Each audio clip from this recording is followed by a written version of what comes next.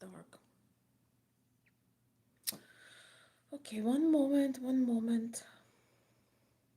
Let's see if this helps at all. This doesn't help either. Hello everyone, welcome. Okay, I'm gonna take a moment here. I'm gonna take a moment, see if we can add some more light.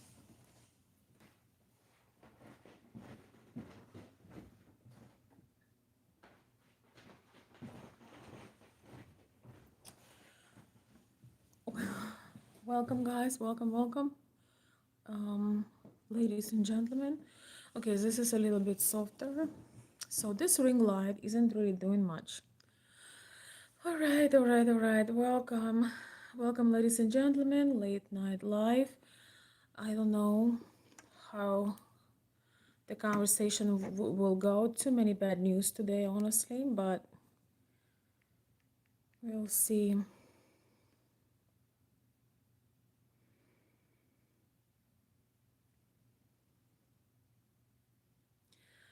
Yes, we shall see. I might have to, I don't know, might have to do this topic again, but anyway, we're gonna have a little bit at least since I'm already live.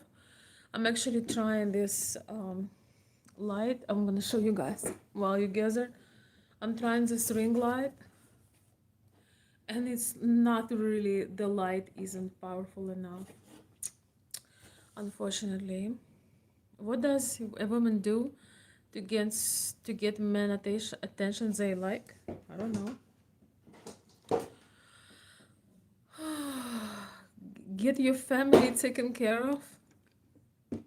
What about you? Have you got your family taken care of?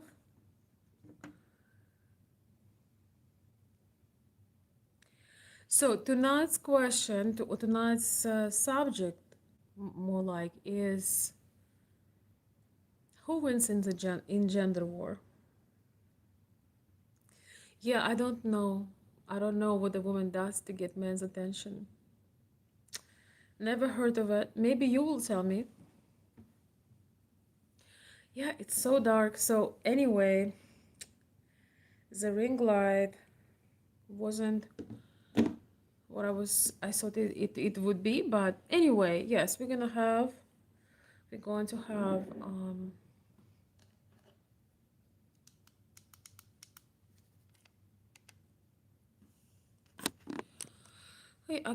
have we're gonna try it tend to have a somewhat of this over discussion, but I'm not too happy about this light and it gets under my skin. But anyway, so yes, who knows what gender war is? Who do you think is winning in the gender war, and other winners in the in the gender war? What do you guys think? I actually wanted to listen to audio to one of my favorite people on internet right now. He's a famous divorce lawyer and a really charismatic kind of guy. But I might do it another day. We can just have a casual discussion while I'm testing the light. Women are winning. Who do you think? And what do women win in gender war? What exactly do women win in gender war? Loneliness, nobody to support them, not an ability to have family. What do women win in gender war? Please tell me. And tell me what men win in gender war. Meanwhile, I have this beautiful candle. I love this kind of things in winter, or and well, it's not winter yet, it's fall. So so warm. So yes, please let me know if you're a guy and you think that men are winning in gender war. Tell me what exactly they are winning, and if you are a woman that thinks that women win, tell me exactly what do women win. Hmm? Yes, poor heart in war. What do you mean? I have an audio quote of my favorite, I told you, my favorite personality right now, but I don't know if I'm gonna play it today. I will see if the chat goes well. if discussion continues more than 10-15 minutes, I will play him his message, or it will have to be another video. Let me invite somebody.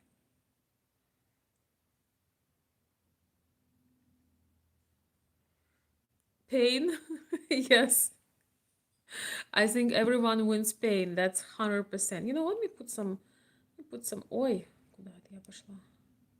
I'm gonna put some calming music. Okay, here I got him. Yes, easiest way to get a guy to approach you, not to be around your friends. That's actually a very good advice, CJ. It's an excellent advice. Yes, ladies, you have to be, if you I think that I didn't know it was even a thing. The issue. I've always thought that attracting is so easy. If you just if you put some effort into yourself and play your best features. But this is very true, actually, CJ Jensen. Ladies, if you go on all these night outs with girls, and there are many men who seem to be single, who appear single, if you're coming with a bunch of girls, you have to be an extremely breathtaking, just so man would risk his confidence to come and approach you. Most men, they don't want to deal with a bunch of women. And I understand that. Some men still risk it and do it, but there is something about it. It detracts most men when you so build confidence so you can go somewhere by yourself, or maybe you can come early if you have a dinner, lunch, happy hour. You can come a little early. You're waiting for somebody, but you can meet people. I completely agree with that point that sometimes if your friend is very masculine, if she's very intense, she could be extremely repelling. She could be your best friend, she could be an amazing friend, but it could be very repelling for men. I'm sorry, but this is very true. Wait,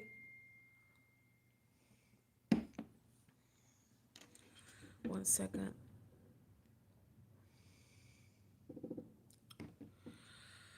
Спасибо, Жень. Мне тоже нравятся мои сережки. One of my subscribers saying that my earrings are pretty. Yes, it's my fall style. Hello, Russell. Welcome. Member in the house. Mod in the house. Welcome. Елена, привет. Let's see if Shari will join. Yes, maybe we'll talk about. Ой, боже, боже мой, боже мой. Look at me. Look at me. Just one second. I'm gonna put this. I really like this artist, but yes, while I'm doing this, I answering now. I see more people in the chat. So, yes, the question today: who wins in gender war, men or women, and how? Who wins in gender war and how? Sorry for seemingly darkness, but I cannot make a brighter light because I don't sleep well after that. So, sorry, guys. But I think we're gonna be good. I'm gonna put my favorite tune with this beautiful young lady with her harp, and then it's the beginning.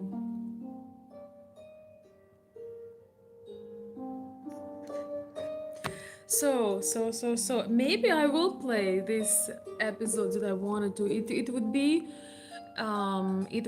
a an audio only, but next time there could be I might make a live stream with clips of James Sexton. I am just such a fan. So I found this divorce lawyer. I've seen him on different podcasts, and I found him so charismatic and so smart and so sharp. Well, he does some serious business, and yet I found him very um, heartfelt. I found that he's very humbled by the things that he's learning through the divorce cases. So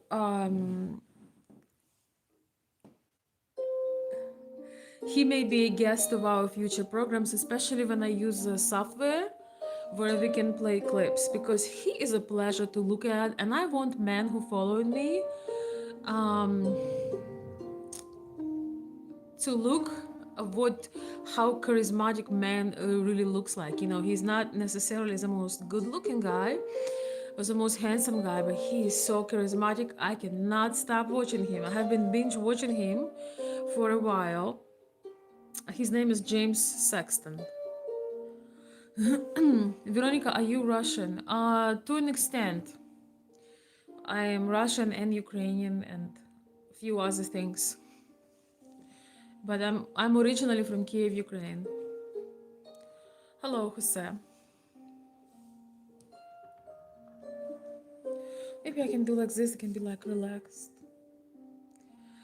Alright, so okay, we have some people are timing in. Okay, so do you guys have any thoughts? What do you think? What do you think?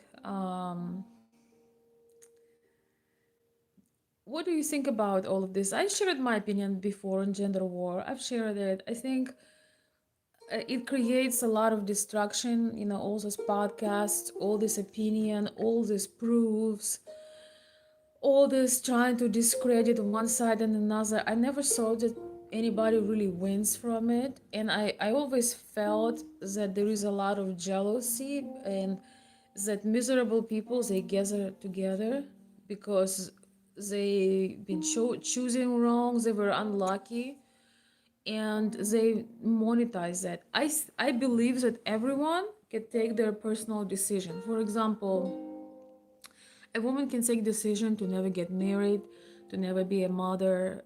There are many things. We all have our uniqueness, right? But well, when you make a movement and your thoughts affecting mind of young people, that is a different type of responsibility, and that's why I think the best answer is to go out, especially if you're young and you're just starting your life, is to go out and live it, experience it.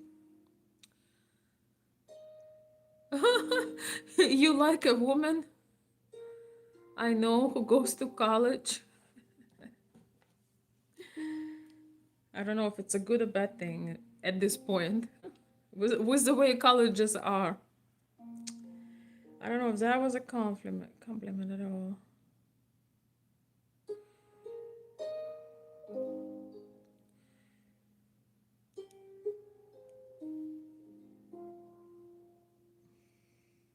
One second, guys. Oh, I need some water.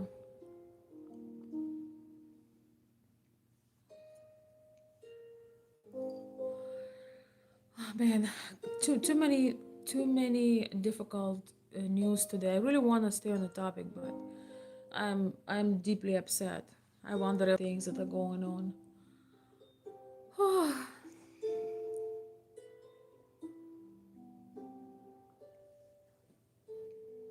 But coming back to the topic of, maybe we'll talk about it a little bit later. Coming back to the topic of gender wars, I see nobody has an opinion, or maybe nobody can form an opinion. So I'm gonna tell you mine. I think that it's a real waste of time. Vermont, Vermont, Vermont. What's his name? Bernie Sanders, I think, is from Vermont. I have my camp in Vermont, my summer camp, free health care for all. I might visit Vermont, but I don't know if I'll live in Vermont. I don't know. Yeah, I missed your question. Just ask, Russell. Don't ask if you can ask a question. Just ask. Please, just ask.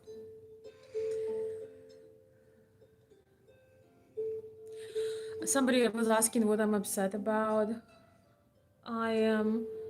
absolutely devastated and upset by the stuff that's coming out about Charlie Kirk. I don't even know if I can do this topic I chosen to do today because I'm just so upset about this. You know, they have all this new footage and all these new things, and it looks like he was really betrayed from his closest people, from the organization that he created, and from his own security. So yes, I'm just devastated by this. I don't know. I only watched one camera, show the like analysis from my favorite channel. Asia, maybe you are that. You've never said a single word like what I said. Okay, if you have a problem, I'm sorry to hear that you're so simple-minded, but we can't fix it here. Okay, and you are probably that exactly what you claim because a person that has a brain of their own would never say that.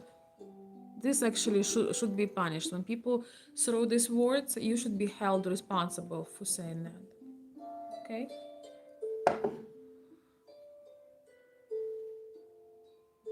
Goodbye. I hope you'll never come back because if you come back, I'll help you. I'll help you out. Hi CCGB. I'm really not feeling it today. Thank you for stopping by. I really wanted to have this discussion, but I don't know what I can do because I'm completely I had those suspicions, but all this information, footage that coming from Charlie Kirk's assassination, the way people reacted, nobody reacts that like that. Nobody's checking the phone or walking away when something happens like this. It's absolutely impossible for people to act so casually nonchalant when something happens like this. I don't know, I'm just so sad. I'm just so sad about it.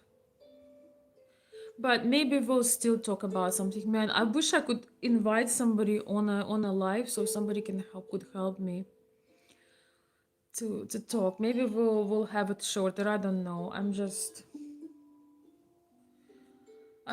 my heart hurts. You know, guys, when you meet some person, I mean, I've been to Charlie Kirk events.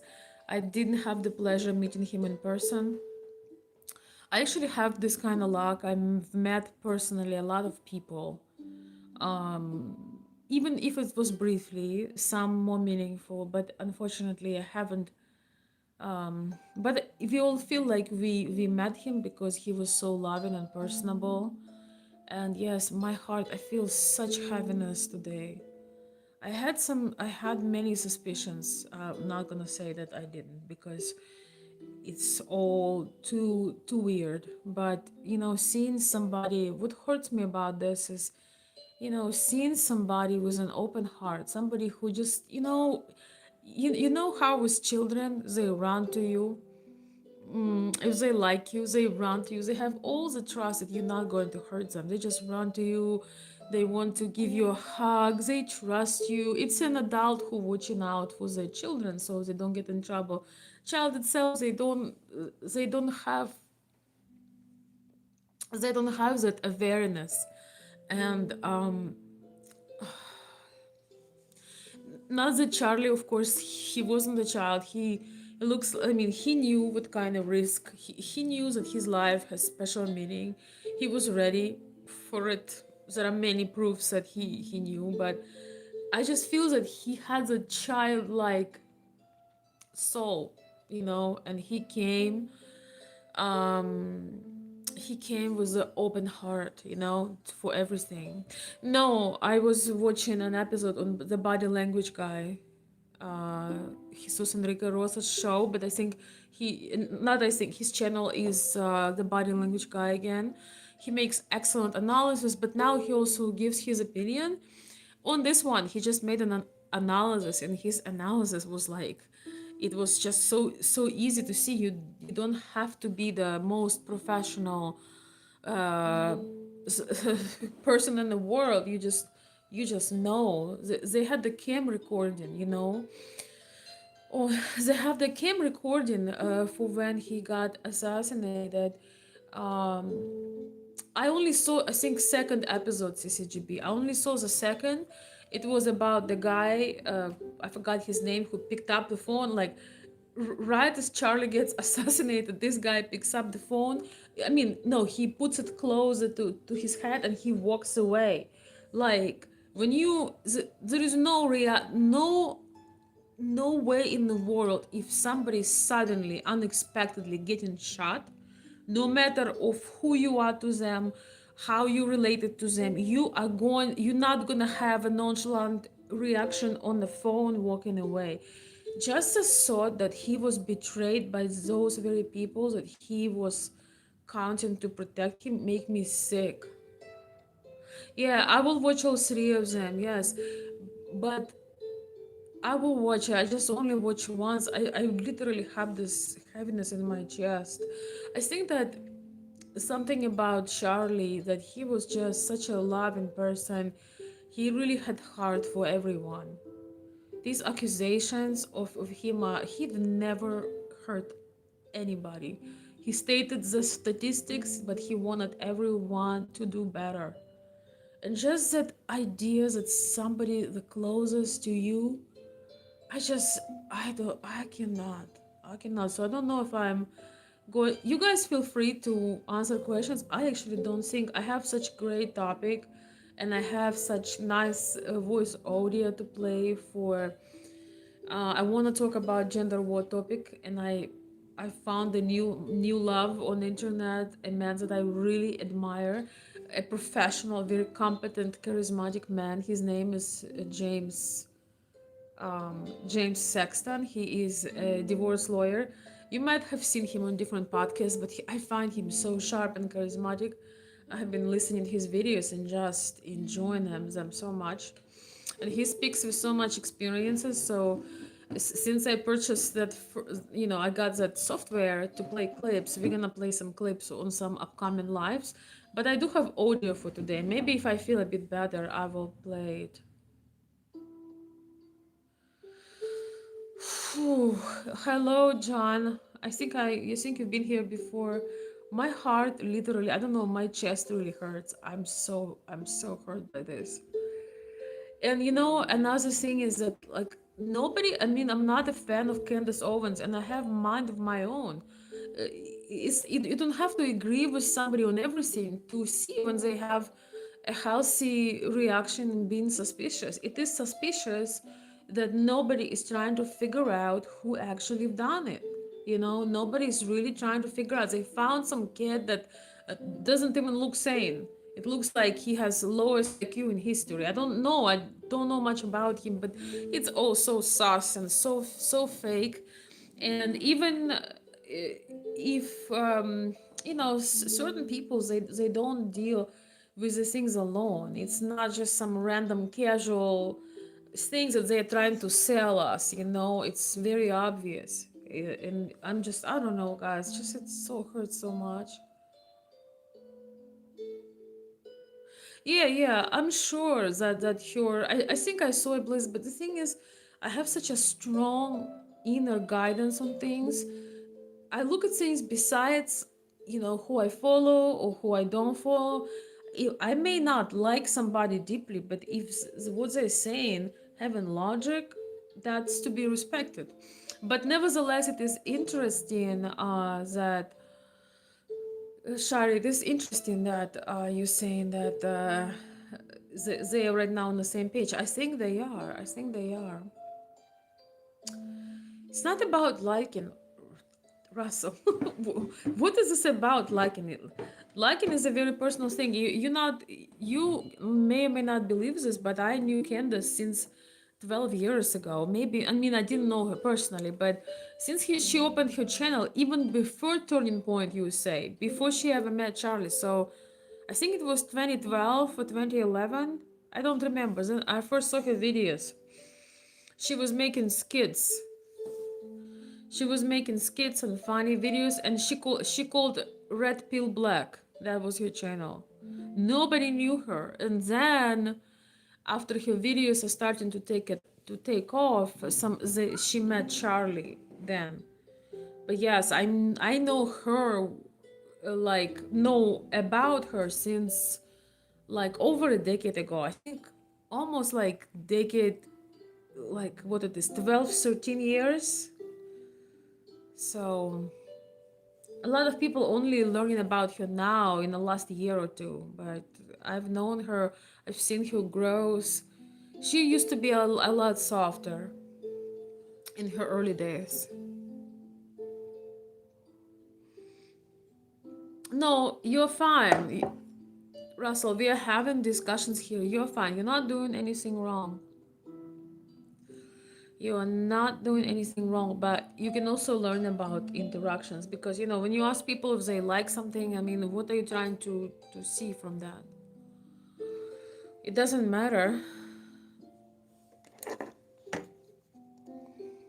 Anyway, guys, I don't know. Is it just me? Who else is upset about this? I don't know. It's just like he was just such a. I'm. He did not deserve this. I just feel so terrible because I remember how he was saying that having his daughter climbing on his knee and spending time with him was better than any rewards, than any accolades, than anything, all the fame, all the everything, just.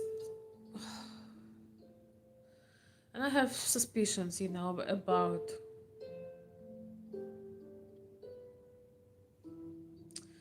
Yeah, it's very very close. When very very close circle does it to you, you just man, so very sad. But let's see if I can put myself together. We can still have a conversation. I didn't realize that my chest is gonna hurt so much. I just feel this heaviness.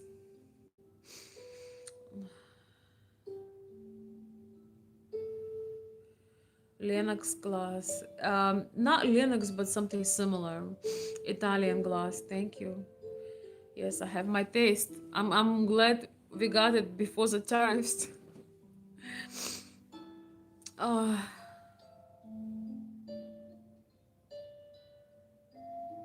yes. It's because those videos they went viral because there is shock.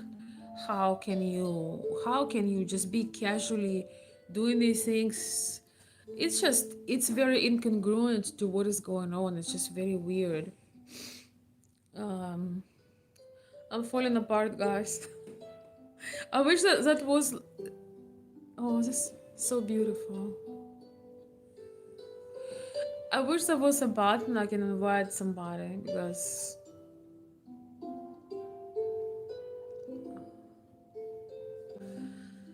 yeah, yeah. The videos are simultaneous. Yes. Let's see. I'm seriously considering leaving the United States. Things don't make sense here anymore. Yeah, it is insane. Honestly, so much drama, and honestly, I'm really concerned for certain people's safety, and just in general, this is just not right. People should be able to self-express, especially if they don't harm anybody. um unless you move to some very calm states, like for example, like I don't know, Montana. I remember going to when COVID started. We went to Montana. It was one of the best trips of my life. It was so peaceful. Like it was just just pure peace. And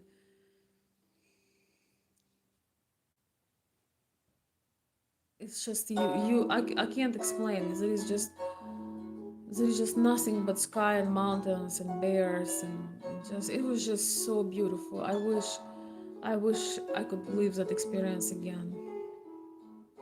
One of what was one of the best times in my life. Спасибо, Ivan. I'm upset, but his message and reputation is even stronger now and got people attention it may not have otherwise. Well, yes, but it's true, but learning that the organizations that he created decided, everything shows that this was all planned within, was not the outside enemy, but they were disagreeing on something, and it looks like those closest to him have betrayed him. How much worse can some? Oh, go away.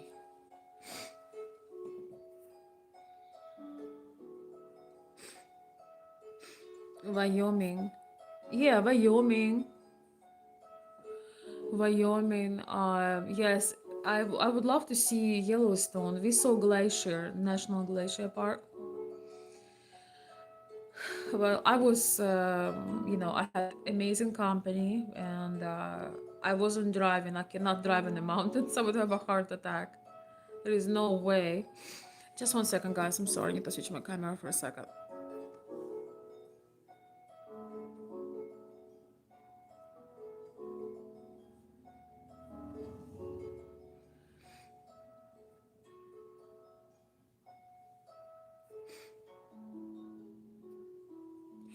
Yes, so in those mountains, it was just, it's like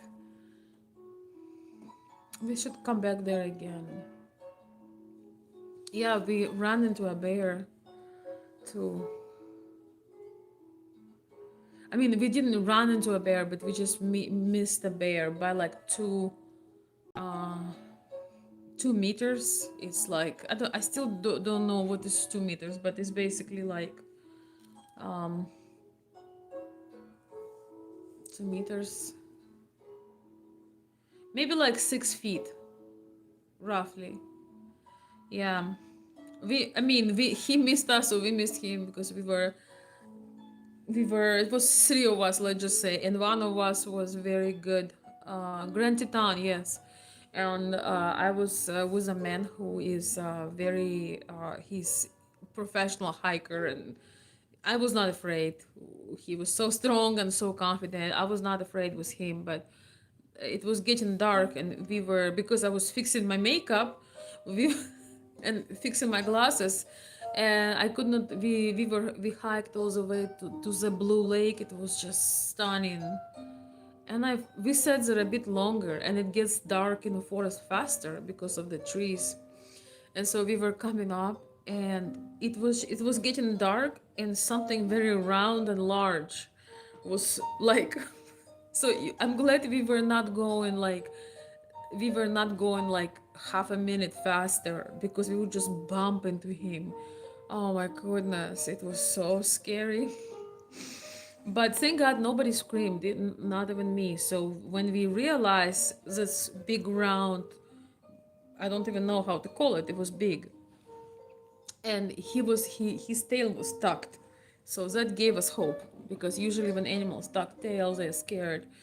But we just backed. Nobody screamed. Thank God. We just backed off, and he just passed. But we have about like 5-6 feet distance between us. Whew. Yeah. But what a great memory. What a great memory.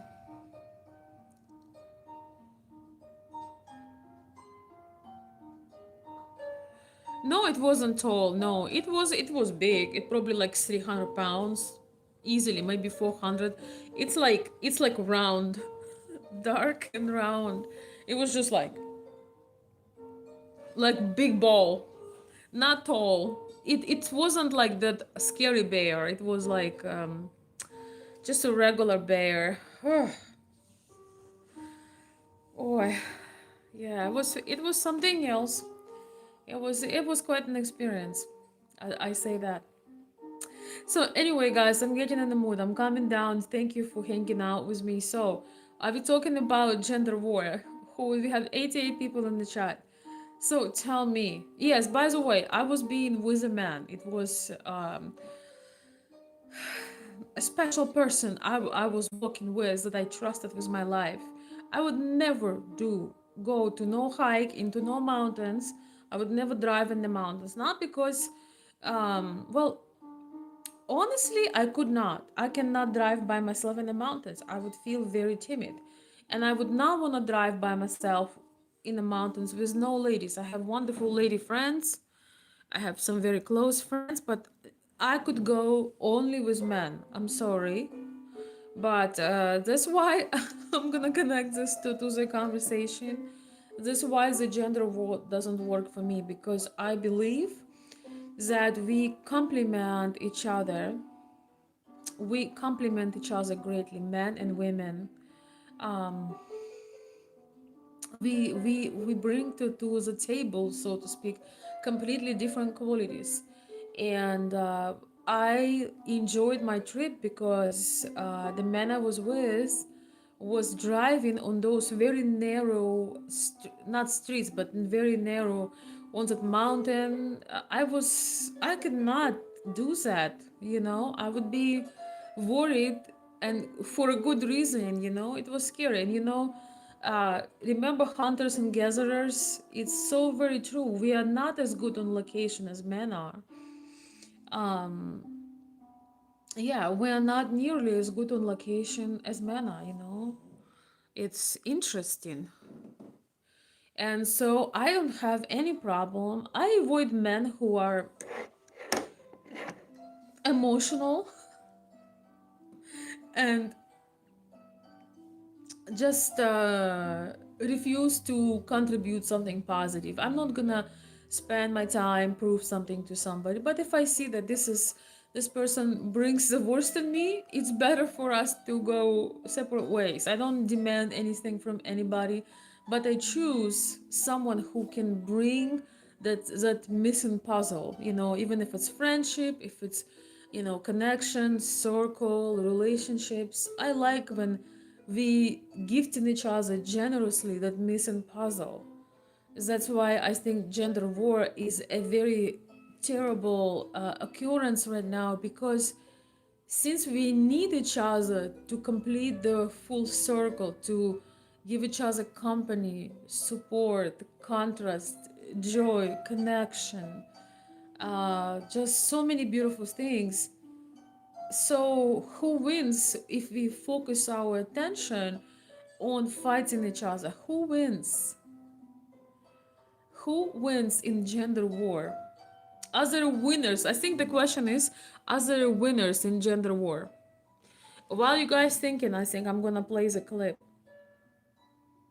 It's gonna be just audio, but um,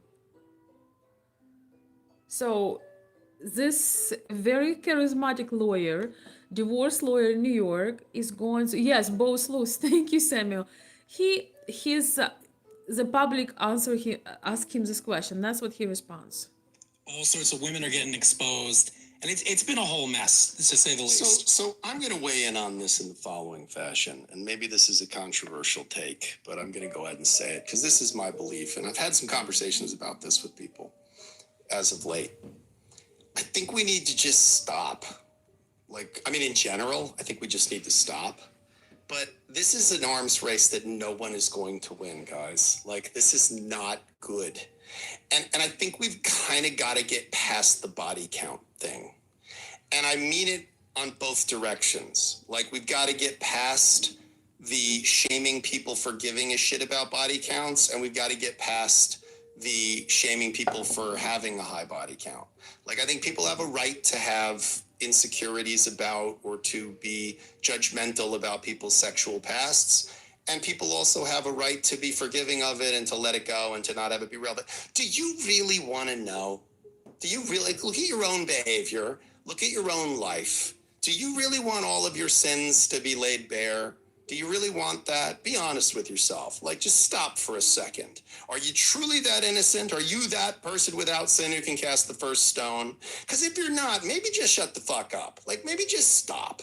Because it doesn't, really, are you the sum total of your bad decisions? Is the worst moment you had in a relationship indicative of who you are in the totality of relationships? Because if it's not true for you, it might not be true for the person who's your potential romantic partner.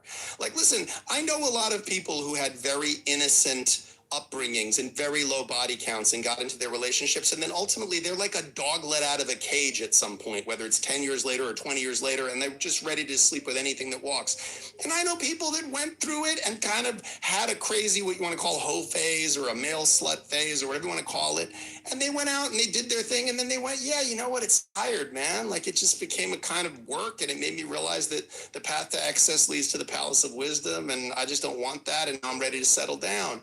And I just think the bottom line is there's no one size fits all in any of this, whether for the person who has the body count or the person who's deciding whether or not body count's important to them. But maybe just shut the fuck up and don't ask questions you don't want to know the answer to. Like, it's not really that relevant if a person cheated in the past, if they're not going to cheat on you. What's relevant is, are they going to cheat on you? And I understand that past behavior can be indicative of future performance, but it's not always the case. And I think fundamentally to just say, oh, well, you know, this person has a high body count because of what they did in their 20s or whatever, or their teens, and therefore that's the totality of who they are. Like, I don't believe in that. And by the way, particularly religious people have absolutely no business positing this, because if you believe in redemption and you believe in the concept of like a person having an epiphany and changing dramatically, well, you also have to accept that. You know, you have to accept that that's a possibility. So, you know, look, guys, like, there is no shortage of evidence to support the theory that men suck. And there is no shortage of evidence to support the theory that women suck. And there is absolutely an abundance, I can tell you, representing men and representing women, I can make a pretty strong case for how either side is completely to blame. But at the end of the day, like, the truth's at the bottom of a bottomless pit. And do we all just want to chase a rabbit down that pit and never get out and never get anywhere? Or do we just want to put this shit down? Like, I don't think a world where men are flailing is ever a world where women are thriving. And I don't think a world where women are flailing is a world where men are thriving. I think we're stuck with each other. And I think we got to figure this out. But this arms race of like, who's going to win, which team's going to win? Great, you won. Now what? Now what? You can be right or you can be happy. Like, I just don't think this is that fucking important, man. Like, You can be right or you can be happy. Very important point.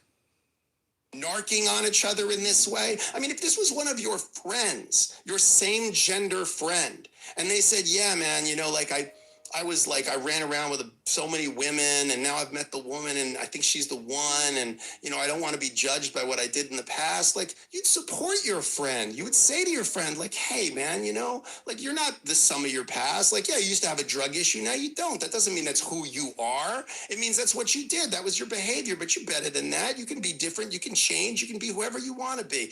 You would say that. But if it was your enemy, of course, now you're going to find any excuse as to why they suck. It's all proof of the fact that they suck. So that's how we're treating it now. Men, we're trying to find evidence to support the theory that women suck. Women, you're trying to find evidence to support the theory that men suck. And guess what? You're both going to be successful, and you're both going to be fucking miserable and alone. Or you're going to have each other to sit around and talk about how the other side sucks so much. And if you consider that to be good company, knock yourself out. Like, if this is what you want to do on a Friday night, instead of being out with a member of the opposite sex, having sex or having fun or laughing together, that you'd rather be sitting around looking into a little box, looking at advertisements, having your data sold, and talking about the fact that the other gender sucks. If that's your idea of a fun Friday night, knock yourself the fuck out. Go right ahead. There will be an app for that, I promise. But personally, I think if I'm given the opportunity to like go to a physical location and interact with other people and try to share some space and some laughs and potentially even some bodily fluids versus being on Reddit, like, yeah, it's not a hard decision for me. You can take Reddit and shove it right up your ass. So I don't really, I think it's absolutely understandable that everybody's so fascinated by this stuff, but it's an arms race that nobody's going to win. This is the doctrine of mutually assured destruction. So you guys go right ahead. This is a race to the bottom.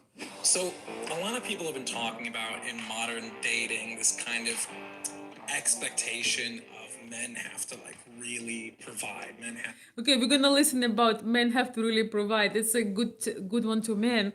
If you guys been a witness when I said that around the holiday time, maybe before or after guests or somewhere, you know, it's a long winter break holiday, hopefully on a snowy day with some candles. I'm gonna create a bunch of clips. I do want to have a very long live so people can come and go. I think I might be playing clips of really brilliant people, and James Sexton gonna be one of them.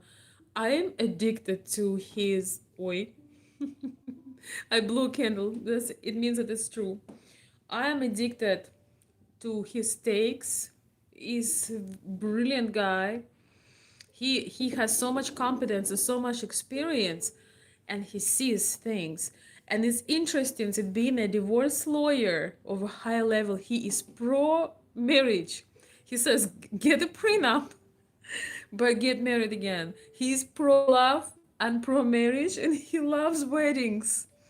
I just find, guys, talking about charismatic, if you want to know how charisma looks like, check out James Sexton. Yeah, he is something else.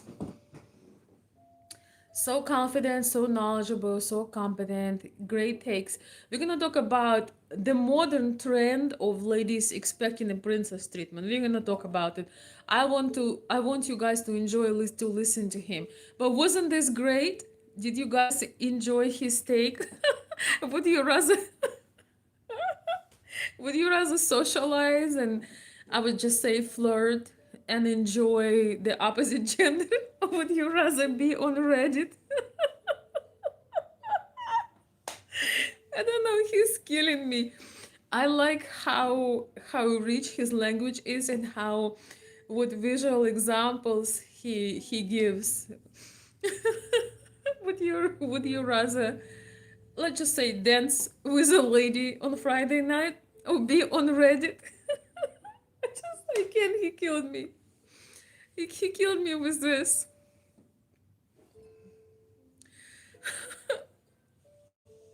Did you guys enjoy his takes? He said that, there is no thriving society if the women are down. There is no thriving society if the men are down. We need each other. That's just how world works, how life conceives, how world spins. Nobody personally forcing somebody to make a couple. I completely understand that some people have so much trauma, or maybe some men are married to their work. Some men just somehow don't get to it. People in general, some women maybe too artistic, they don't want to have children, they want to, or maybe too business minded. It's unfortunate, but it's a personal choice. Me personally, I respect when somebody knows what they want, and if they know they are not made for one partner, when they know they are not made for the family, or at least is a period of time, I'm okay with this. What I find dangerous is when, oh my god, I what I find dangerous is when the men who for whatever reason did not get successful or did not build, get away from me. Man, we opened all windows and doors today and something flew in. Oh man. And of course they need to be next to me. I find it dangerous when people create these movements based on misery and based on hate for either sides. What is interesting about this lawyer, he said, I can build a perfect case to prove that men are assholes. I can make a perfect case and I will win it.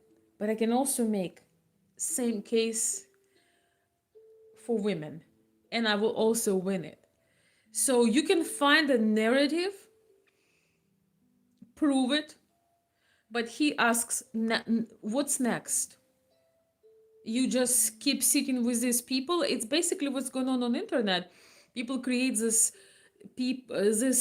communities, and then they sit in there miserable together. They in this misery together, regurgitating the same points. I mean, if that's what you want, if you would rather, if you would rather be on Reddit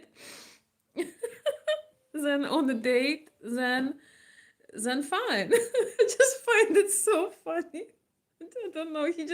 His comparison are killing me. He is hilarious. Let me read some comments. Absolutely, personal interaction is naturally better than any technological interaction. I just know. I just imagine some dude, rather than interacting with ladies, is like trying to prove a point in Reddit. All night. No, I know. I just find it so funny. Stay positive for yourself. Yes, exactly. Thank you, Richard. So he says, "You're beautiful. You're a very pretty young lady." Well, thank you. I appreciate that. I needed to hear that today. So I appreciate it. By the way, if you want to see me again, consider subscribing. And if you want to go step up and you would like to become a member, that is probably one of the best compliments. But take your time and hopefully we're gonna have an interesting journey. I really want to try to do so, guys. I have some updates on the long lives. We talk about doing a long live one day. So 24-hour live is not a good idea because YouTube can't you can go for 24 hours on YouTube, but that live cannot be saved. The maximum on YouTube could be saved is 12 hours, which is obviously insane. But I was thinking, if I learn some technology tricks and I can find the best of the best clips, it would be like a party, come and go. Maybe around Christmas or New Year's when we celebrate each other. But I'll have to learn how to do this. So I cannot make any promises yet. I am actually um I don't know, it just would be fun. It just would be fun. And by the way, I don't know how many of you watched my live when I was one time at the bookshop. I was looking for the record player. They have this new record players because I want to play records on Christmas. I might even have like a holiday open house. Yeah, I already had my little coffee fund.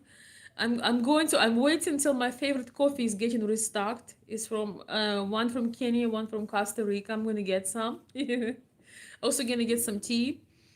I'm gonna have some snacks, maybe some story time. Maybe some of my family will come and say hello. But I think that playing some clips and laughing and maybe even putting music, maybe I won't care about the copyright. If I make it, yeah, if I remove the monetization, like asking, if I don't ask for monetization, it may be okay to play copyright. They only don't usually have an issue when if you try to monetize the video. So it just would be fun. And so yeah, I'm going to think about it. Maybe it will be a couple hours. Maybe it would be, I think it's gonna be when I'm going to have the uh, snowfall. There's nothing I love than the snowfall. Snowfall when it's like heavy, it's coming down. It's coming down. I'm gonna have beautiful Christmas tree. I'm when I have family, like we have our guests, and obviously a lot of people you're gonna have, maybe seeing your friends and family as well, but I have days in between when we're just chilling, and I love that. Please give us winter. They say we're gonna have more snowy winter. My point of view is, if the winter is going to be cold, I'd much rather have it snowy than naked, just looking at the brown trees. No, please give us some beautiful snow. So oh, I'll have like a big blanket and we're gonna be watching clips together, listen to music. You're gonna see me eating delicious snacks. And by the way, what I could do is I can make a link. I've learned how to do it on both, actually, on YouTube, on the software that I use, StreamYard. And yes, maybe, yes, paste this. Yes, yes, it should be. So maybe some of you guys would like to say hello and show your face. So who will come and use the link and say hello? Who is not afraid? I'll wait how many answers I'm gonna get.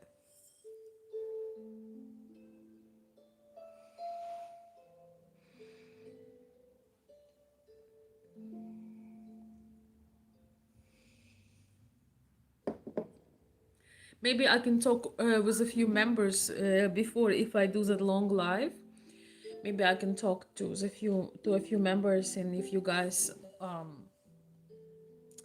if we have an agreement, I'll give you a link and you can hop. Um,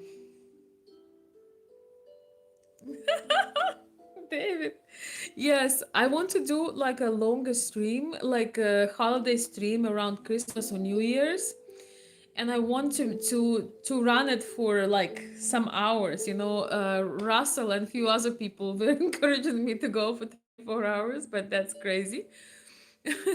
Well, I don't know. If I can play a bunch of clips and music, it could be a very, we can do like some amount of crazy hours stream, you know, because, but you cannot do more than 12 hours, it won't be recorded. And if we were to make a very long stream, I would like it to be recorded for the memory, you know. And therefore, um,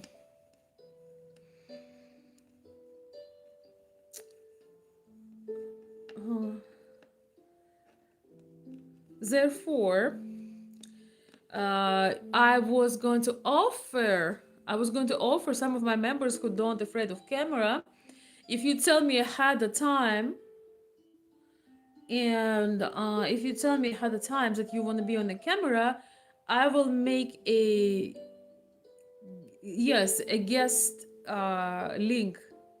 Yeah, that is a guest when I'm on StreamYard. So if I'm on StreamYard, you can use the guest link and you can pop. But I would like to like agree with people that I know you're coming. Like for example, David, if you would like to come sometime, you know, in winter around Christmas time, pop on the stream and say hello. Yes, that would be great. You know, so some people that we know here in the chat, that would be awesome. So it would be a combination of music. Oh, by the way, so I told you that I wanted to have that what, how you call it, the record player, you know, but it was the one I wanted was like $367. I'm like, oh, it's a little bit a lot. It's a little bit over so for what I would like. But guess what? I went to a like a vintage sort of thrift store, and they had a brand new, unused, same, the very same record players that I've seen at the bookstore for $25. So, and it also have a record player, CD player, and cassette player in one. And I opened the record player. It's used. It looks absolutely new, and instructions are still there. So yes, I'm gonna play some records. We're gonna have Christmas tree treats, guests, clips, and music. So maybe we can go for, I don't know, 3 4 hours, maybe more realistic. So people just can come and go. Nobody has to sit and watch so long. But anyway, thanks, Dave. I think so too. I think it would be a lot of fun too.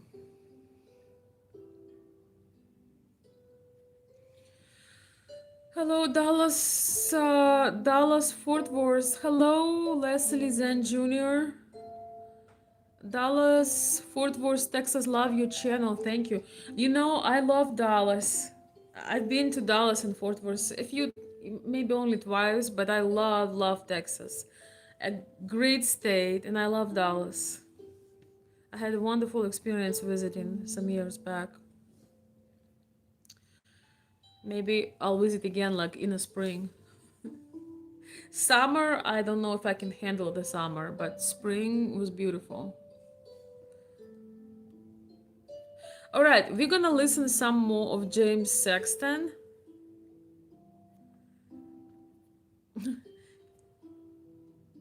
Yeah, Dave, you missed some. I was playing this guy. We were talking about gender war. At first, I couldn't really, but then I got in the mood, and we talked about gender war. And James Sexton, he's a renowned. He's a really incredible, charismatic man. He's a divorce lawyer. So he has very interesting, James Sexton. He has very interesting outlook on things. So, all right, let's see. Let's see. I wanna. Well, I already played that element. So, I wanna. He talks something. He's continued talking about some things. So let's listen to him. Have to come out the gate spending hundreds of dollars on the first date. They gotta, women are calling the princess treatment. You have to, all these things. So there's been this new trend now of men posting about know your girth, like know your worth, but it's Oh my male. god, my goodness. So it's basically saying, it's kind of satirizing this expectation of paying less money. So if you take a look at the videos here, I'm not gonna show you the videos. Okay, actually, it's really bad. Also, I mean, I don't think it's a particularly modern thought that men are the ones who, look, it's how it's always been, is that men are generally the ones who do the wooing and the providing. And it's sort of, I think, it's been the great sort of contradiction of feminism for a long time, is that we want to be equals, but could you open the door for us and pay for our drinks? And I don't think it's actually that hard to reconcile. I think some of those things are just sort of social mores that, are not indicative of who should be allowed to vote and who should be allowed to drive, but it has to do sort of with, how we treat each other. I don't think that there's anything particularly controversial about asserting that. But yeah, of course, I mean, the absurdity of it is most easily on display when you just sort of flip the genders of it. You have a man who's saying, I am the table. That's what I bring to the table. I am the table. I think if you had a group of men, sitting around in like a whatever format like Brian Atlas, puts together, talking about like, what their body count is and talking about like the women who take good care of them and are like their sugar mamas. I think everybody would watch that and be like, dude, those guys are weird, but it's really just a construct. I mean, it's just societally what we've sort of agreed to do. And it's actually sort of a natural offshoot of the society that we envision when we say that gender is purely a construct and that women and men are exactly the same. And even that biological sex doesn't mean anything. Okay, well, then we're all the same. And then let's just treat everyone with that total equality. I think most women wouldn't want that. I think most heterosexual women that I at least know in real life, maybe not on the internet, maybe not on Twitter, but most of the ones I've met in my personal and professional life, generally, they like when men are, decisive but thoughtful. Those aren't necessarily contradictory things. They like men who are, who have what we would call some traditionally masculine characteristics. And most of the men that I know, heterosexual men that I know, like a woman who is a little demure, who is a little bit traditionally feminine. And I don't think there's anything controversial about that. I think that this kind of thing is a great way to sort of bring the absurdity of the whole thing to attention. But I also don't think it's like super honest. I mean, I think most of the women I know, including ones who would self-report as very feminist, will also say to you and to each other that the men who they find attractive are largely, very masculine kinds of men, traditionally masculine kinds of men. And I don't think there's anything surprising or shocking about that. And do I think women would be happy in a world where they're expected to buy our drinks? No. But are men happy in a world where we buy women's drinks? A lot of us are. Yeah, a lot of us are. I don't know if that's a social construct, if that's something that we've just been taught is supposed to feel good, but I open doors for women. I open doors for men too, but I open doors for women in particular. If I see a woman walking along and it's raining, I'll offer my umbrella to her. I do that for men too a lot of the time, but definitely more so for women. There's something for me that feels good about that. It feels gallant. It feels, and again, that might be purely a social construct. It might be something biological. It might be a hybrid of those two things. I don't know that you ever get to the bottom of that. Desire of any kind is sort of, it's a difficult thing to quantify in some ways, and quantifying it too much probably takes away from the fun of it. But it feels good. It feels good, I think, to be chivalrous. And I think there are a lot of women who, if they're being honest, would say, yeah, it feels good when a man asserts chivalry towards me, because chivalry is a form of strength, but it's also a form of sort of deference. And I don't think those two things have to be antagonistic to each other. So I don't think that women's disempowerment is a form of male empowerment, and vice versa. So I think that, but I like something that brings, attention to the absurdity of the whole thing, and the fact that it is, when you flip it, it makes a point about how we treat each other. But again, I just think we have to get this performative shit where it's like a zero-sum game and we're just, like better for women is worse for men or better for men is worse for women. We got to get away from that model, man, because we're tearing ourselves apart for no reason. So it kind of spawns this conversation. This is something that people talk about a lot on Twitter and even in some TikToks, which I won't bog you down with, is the idea that as women, but also men, a lot of people really behind closed doors are a lot more traditional than they let out in public. How is this even vaguely controversial? Of course, because there's how we're supposed to be in a performative manner and how we actually are. And come on, guys, look at what's popular. 50 Shades of Grey, you know how many copies that thing sold? Twilight, all those kinds of books where it's very traditional gender roles. It's very traditional hypermasculinity and hyperfemininity, and it's very traditional. It's done very well. Look at pornography for men. Look at the popularity of these very delineated, clear lines. Look at what we fantasize about as a culture. Look at our art. Look at our fantasy life to some degree. I mean, even look at same-sex relationships. They take some of the same forms very often, where there's, again, if you want to call it masculine and feminine traits being displayed by one partner or the other. And again, those are just names we gave to these things, gang. It's just, where understanding fails, a word comes to take its place, and we just sort of, throw these terms in masculine, feminine. You can call it something other than that if it makes you feel better. But why not just be honest with ourselves about what we like? I mean, desire is a tricky thing. It's the reason why I never understood homophobia, because there's so many reasons to hate people. Why would their sexual orientation be the one you pick? What an insane thing to be oh, I don't like this person because they desire sexually a person of the same gender presentation. Okay. Why do you like what you like? Why do you enjoy big breasts or small breasts, or big butts or small butts? Or why do you like dark hair versus blonde hair? I don't know. I mean, if you ask Freud, he'd give you one answer, and it had something to do with your mom or your dad, probably. If you but it may not be quite that simple. It may be a whole bunch of different things. It might be early experiences that you have romantically or sexually. It could be early imprinting of, the first people that you saw, in popular media that turned you on when you were in that developmental stage. Who the hell knows? But until you can quantify and explain your desire, really, and again, I'm not talking about desire that's harmful, like to children or things like that. I'm talking about adults desiring other adults in consensual relationships. Why in God's name is this something that we just can't say, yeah, you know what? We don't understand why I don't know why I like opening doors for women. I do. I don't know why I like having doors open for me. I don't know why I like to spank somebody in bed, or I don't like why I like to get spanked in bed. Whatever it is that you like who the hell cares? If the two of you are okay with it, it doesn't scare the horses. Who cares, man? Just live your life. You're not hurting anybody necessarily. Where you're hurting people is pretending that you don't understand something that you clearly understand. Yes. Pretending you don't feel something that you so clearly feel. And that's the part. It's like Jim Gaffigan says about McDonald's. Everybody acts like they don't eat McDonald's and that they're above it, but somehow they sell billions of dollars worth of food every year.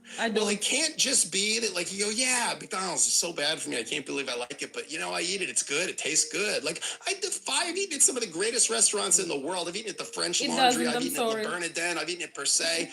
A McDonald's French fry tastes amazing, folks. It's incredible. It's a miracle of science that something could taste that good. So again, just knock it. It's a miracle of chemistry.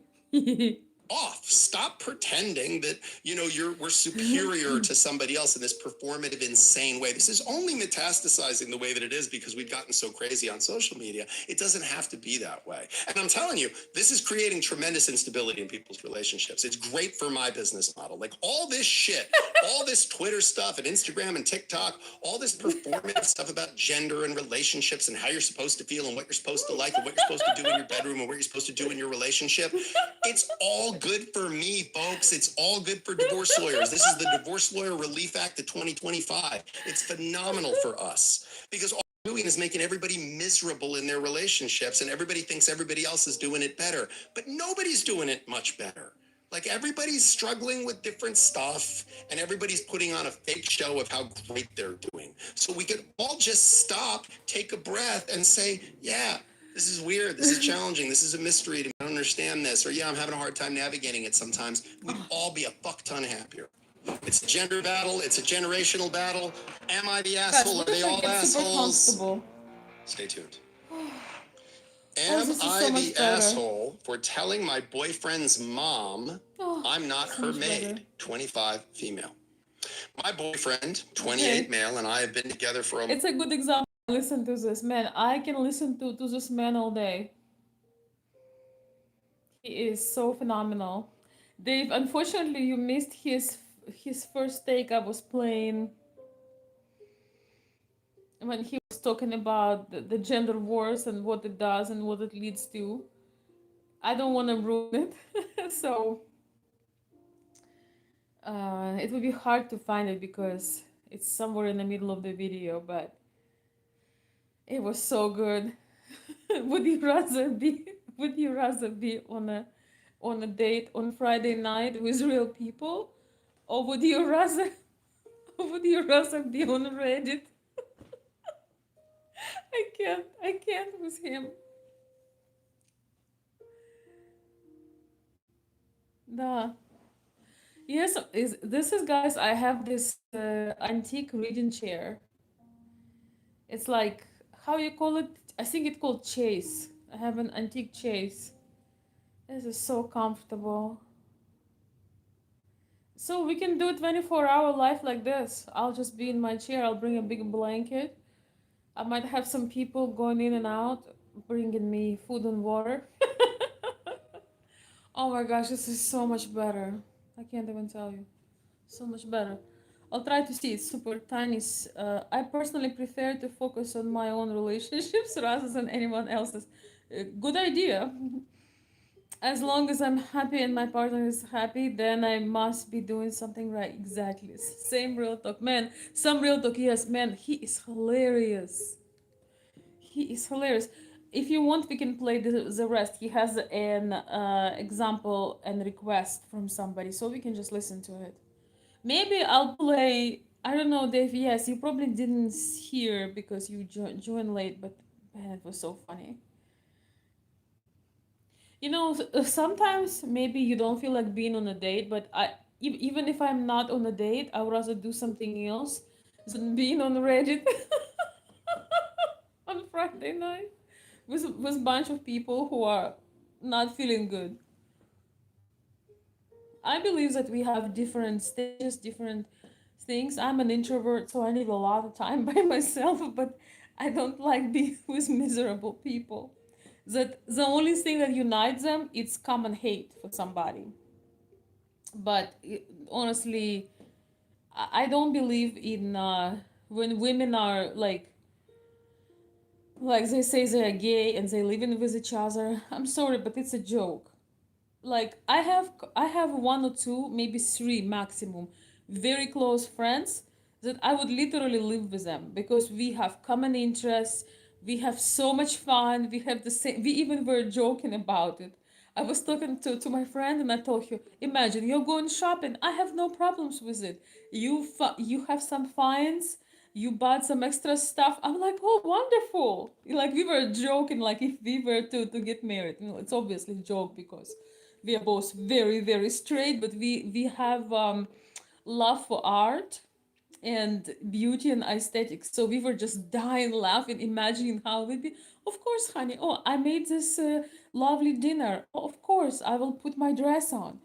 Or you got some extra stuff, you overspend, you found some unique art pieces. Wonderful. I love it because we have completely similar taste in everything. We were just dying laughing. And then, we were laughing about uh about ladies who pretend that this is like a real marriage, like there is no real marriage between a woman and a woman. I'm sorry, but certain things are missing there. I'm not saying that every relationship with a man is is blessed and is true fulfillment in any way, but oh, but it's just, I mean, there is no. It's just like It's just pointless. Like, we can have very close friendships with women. We can have so many things that unite us, but certain aspects between man and a woman are sacred and they cannot be recreated with a woman and a woman.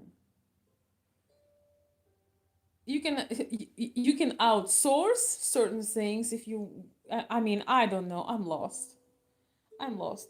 2 years. We've recently moved in together, and his mom, 55, female, visits often, which I didn't mind at first. She's very old school and believes women should always be cooking, cleaning, and serving men, which is the opposite of how I was raised. Every time she comes over, she makes passive aggressive comments like, "You're lucky he still loves you, even when the house looks like this," or "When are you going to learn how to cook a proper meal for him?" Last weekend, she came over unannounced while I was cleaning the kitchen after breakfast. My boyfriend was relaxing on the couch. She immediately said, "Good, at least you're doing something useful today." I snapped and told her, "I'm not your maid and I'm not his maid either. If you have a problem with how we run our house, you can leave." She looked shocked and left shortly after. My boyfriend told me I should have just ignored her because she's old fashioned and doesn't mean harm. He thinks I was rude and could have handled it better. Now I feel guilty because I knew she grew up with different values, but I also feel like she disrespects me constantly. Am I the asshole for finally telling her off? Yes, you are. You are the asshole, and she's the asshole, and your boyfriend's an asshole. I'm seeing a trend here, by the way. This is like just neck deep in assholes. So you're the asshole, definitely, for not understanding that this woman grew up in a different arrangement than the one that you and your boyfriend have. You're also an asshole for confronting her in such an indelicate way. And if you're going to say, "Well, I couldn't control myself, I was just so incensed that I had to snap at his mother," then grow the fuck up, because that's not how adults interact with each other. I don't think that you needed to snap and say that I'm not your maid and I'm not his maid. I don't think she was suggesting that you're paid help. Although, again, it's not quite clear what your role is. If both you and your boyfriend work full time, and then in addition to that, he's expecting you to do all of these chores, and there aren't similar chores that he's responsible for doing, then I think there's a potential imbalance in your relationship, and that's worth having a conversation with him about, or worth him discussing with his mother that the arrangement that the two of you have is different than the one that she traditionally may have had, or that she might think is the norm in relationships. But just snapping at his mom is certainly not going to help. It's not going to improve the situation. And if you are in a relationship where he is the primary wage earner and works outside the home, and your role is to be home and be a supportive helpmate to him, I don't think it's that out of line to say, "Hey, he works outside the home and you don't. So with that abundance of free time that you possibly have, maybe you could do some domestic tasks around the home." I think that the two people in the relationship are the two people that have the right to make expectations around each other and to make demands of each other. If your boyfriend is fine with you not cooking or cleaning or doing those kinds of things, that's all that matters, is the two of you are comfortable in that arrangement. Do I think that mom should shove her nose in this? Probably not, but she's a mom. Moms do that stuff sometimes. People stick their nose in their children's business. She changed his diapers. She might still have an opinion as to how he lives his life. Someday, if you have children, you'll probably feel that same way about your children, even when they're adults, that you have some right to opine. Hopefully you'll have better boundaries like this, and maybe what she should have done is talk to her son alone and said, "Hey, do you think that there's an imbalance in your relationship?" And maybe her son would have explained to her that, "Hey, mom, that's not how we conduct our relationship." I just think this kind of shit is just not helpful. Like, I think you are the asshole for just, wanting to win the conflict, and you're not gonna win. Like, that's the thing, guys. I fight for a living. I argue people's position for a living. The truth's at the bottom of a bottomless pit, and you can be right or you can be happy. Like, I really don't think that picking these fights is going to help. Like, the better way to handle this is when mom leaves, to sit your boyfriend down and to say to him, "Babe, is your mom speaking for you? Do you feel there's an imbalance in our relationship? Because if it..." Honestly, I'm sorry I have to interrupt. I don't think a mother should put her nose in her son's relationship. I'm sorry, but I think it's very, very rude, and it's not as often here in US and it's in Eastern Europe, for example. I think it's if your son is miserable and he comes to you for an advice, and he is asking you to talk to his wife, maybe, but I think that third person shouldn't be inside of your relationship. You should be able to let your children figure it out. Let's see how well I will do with that role one day, but yeah, I think that is very, yeah, it's very intrusive, and you don't know how the dynamic is. I think you only give advice when somebody is asking you. Yeah. If your son or your daughter come to you and says, and they tell you, please help me, I need help, I don't know what I'm doing. If they really begging you for help, but it's rarely ever happens, right? Yes, you have to cut the cord, yes. I know in Eastern European a lot of times, which I don't like about our culture, mothers insert themselves, and unfortunately I witnessed that, and I even experienced some of that when mothers insert their head into their opinions into your marriage, and it's the most painful experience actually. So I watched my close friend. I watched my close friend going through it. It's hard for the mothers, but it's harder. Like it's hard if your child is maybe unhappy in some way, something's going on, but that is their life. They can change it. If they ask you for an advice again, then it's good, but most likely they won't. And I think getting inside of your child's marriage is a crime. Unfortunately, I know what I'm talking about. I'll just say that. I experienced some of that stuff. I witnessed some of this when it's marriage of two, not of three, you know? Like they say,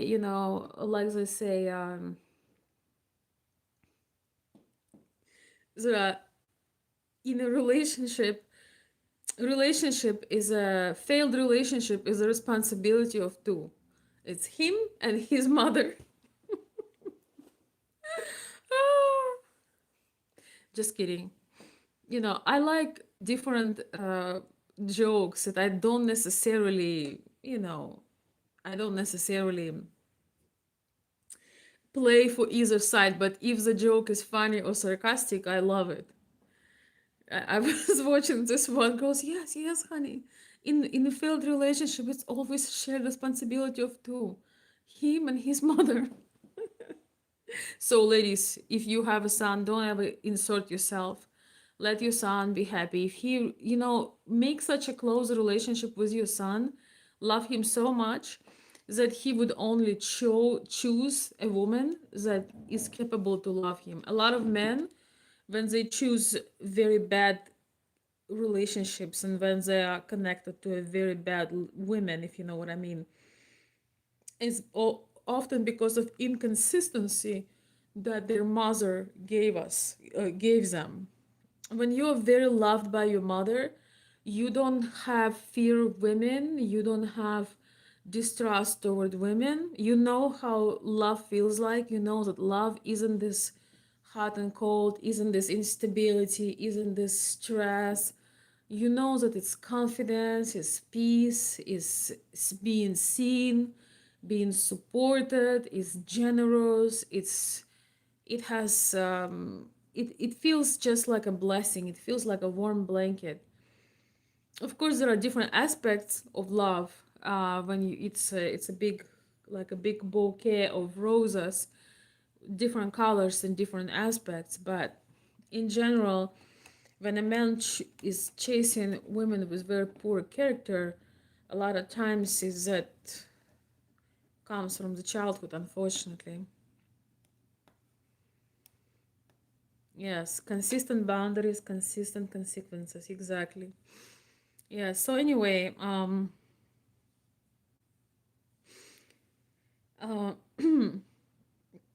this guy is tremendous. So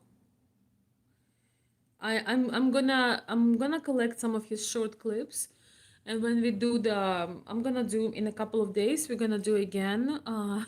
Thank you, Ben Norris. You're so sweet. I'm gonna do the long tour, like when I'm gonna do the clip live. Oh, господи, what I'm saying. Yes, a live with a software, so where we can watch bunch of clips. I'm gonna make sure that I have a lot of his clips. I've been listening to long format, and just such the way he's so eloquent, and and he's so how to say this? He's so charismatic, and he has very interesting stance on things. Very sharp. And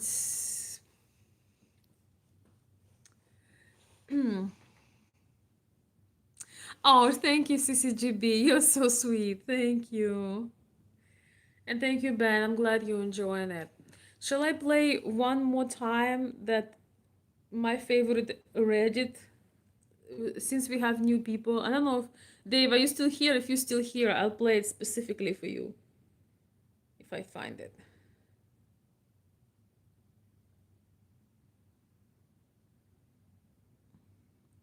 Accept that. You have to accept that that's a possibility. So, you know, look, guys, like there is no shortage of evidence to support the theory that men suck.